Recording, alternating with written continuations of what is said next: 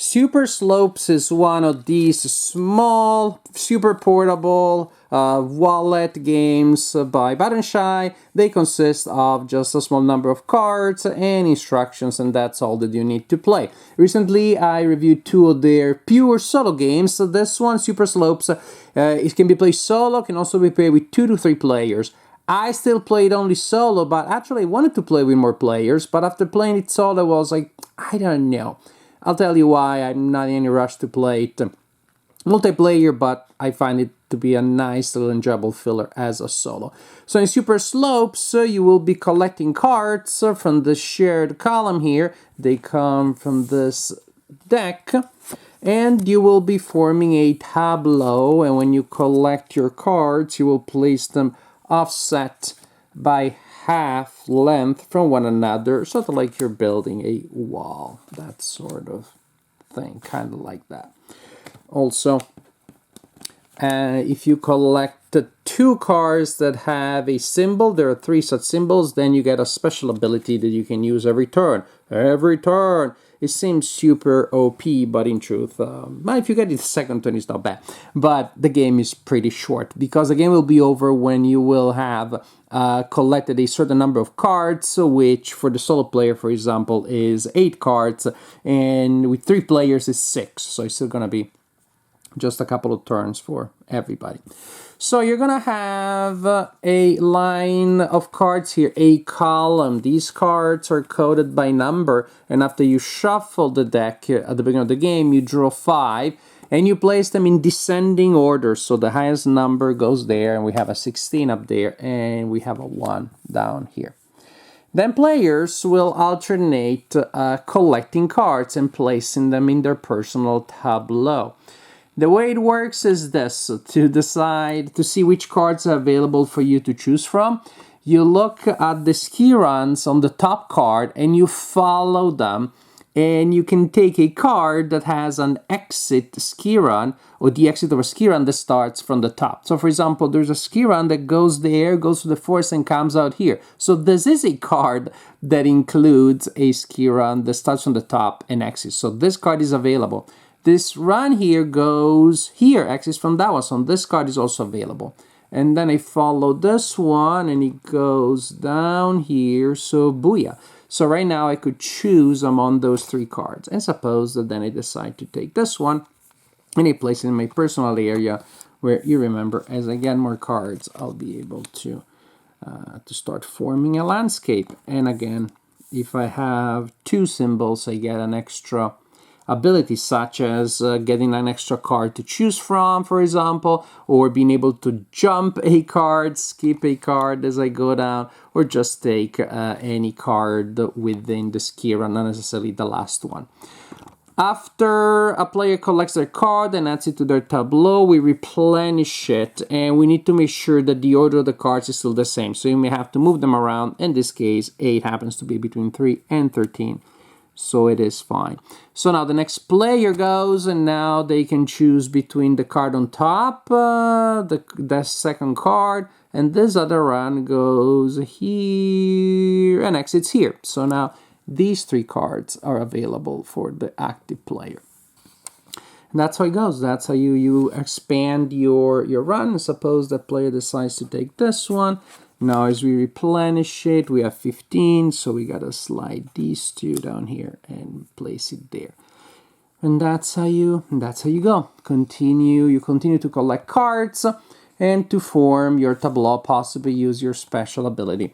And after players have collected a certain number of cards, they're gonna score points. Now they're going to declare which one is, among the ones that they have here, the actual run that they built, and they're going to score. Suppose that I decide to go with this one, and I'm going to say this is the beginning and this is the end. So I'm going to go, my skiers are going to go through that thing. That symbol represents energy, which you need to avoid penalty. You collect it to avoid penalties later in the run. For example, going through a Yeti somehow is considered undesirable for skiers. I mean, that would be a big attraction. Maybe when I start picking up skiing, actually, just to see a Yeti. But no, that's a penalty. You lose points unless you collected an energy and you zap them with the energy beam. Also, another thing that may happen If your run goes through a forest, it stops there and you cannot score anything behind it unless, again, you offset it with an energy. Each energy point cancels a forest and or a Yeti. Then what else we have? Then we have diamonds. There are diamonds of different colors, and see, you got orange, pink-ish, and purple. And you can only score one. For example, I have on pink, and 2 orange. I can only score one of them, so I'll go with the orange because I have more. Then apparently people like skiing going downhill instead of uphill, and so you're going to score 2 points for each card in your run, which has a lower number than the one before. So from 14 to 7, we're going down. That gives me 2 points. From 7 to 5 going down, that gives me 2 points. No points for having to climb up back to 14. And that is how you score your winning run, the best run you have on your tableau. And the player with the highest score wins the game. Now, this is how you play multiplayer. Solo is super simple. You take your turn as normal, then you discard a card that is collected by the AI, and the AI collects the card that goes like closest to the bottom as possible. So right now, suppose I just took my turn, the AI could take that card on top, could take that card there, or the AI could collect this one, the very bottom. If I check, yeah, the very bottom one. And the AI does so. Booyah. That's it.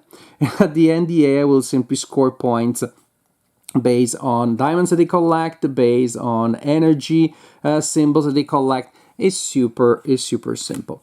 So that's the idea, and that's kind of like my favorite AI because I don't have to think about it. I just do it something. I just do a simple action, then it's my turn again. I'm playing 90% of the time, and then depending on how hard you want it to be, you can give the AI extra cards that go in their scoring pile. You can also just use that as a way, without counting points there, you can also just try to beat your previous score. But again, it works perfectly well as a quick solo game against the AI. That's how I played it, and I find myself playing one game after the other because it's so quick, and so it becomes addictive. You're like, I definitely have time to play another game, and then another one, and then another one. And I did well, so yeah, I want to beat that. Then I did really poorly, then I want to play even more. So definitely the principle of like one more game works perfectly well. As a little solo, again, and you can carry it anywhere. All the advantages of these little games, again, including that they're so soloable, and they're so compact and easy to carry around. All the advantages that other games by the publisher also share. They're all here.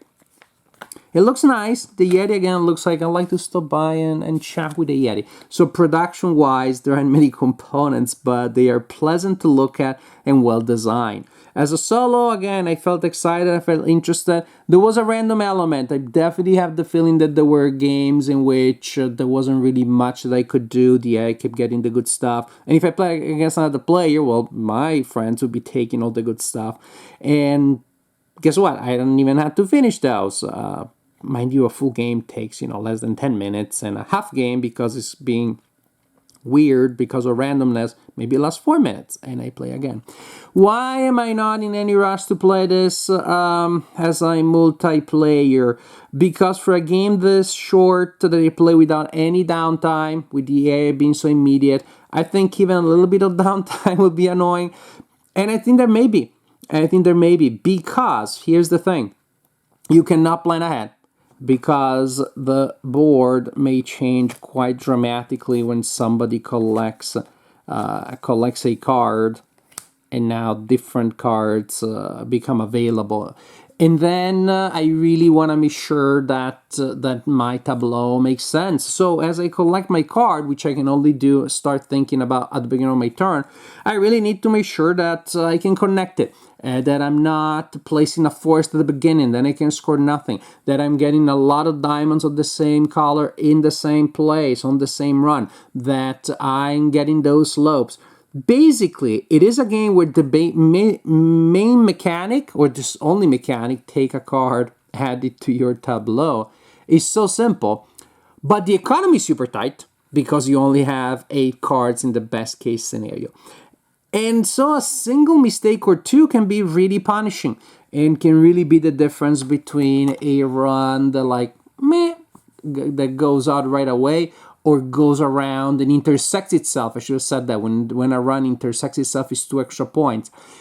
And I've been able to score very well when I really put my mind to it, and with a little bit of luck, I was able to create some really spectacular and satisfying run.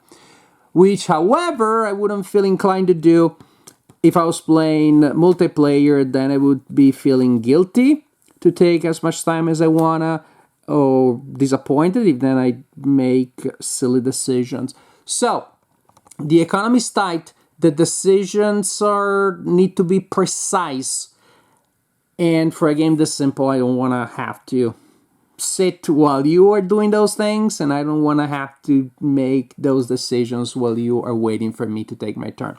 So I'm going to recommend Super Slopes 100% as a super light, super simple, yet entertaining filler. I'll put the caveat there, you know yourself, you know your friends, maybe it'll work with your friends, but I think downtime and the possibility of a small mistake creating a cascading effect, I think those are real things that you have to take into account when you decide whether you want to buy Super Slopes.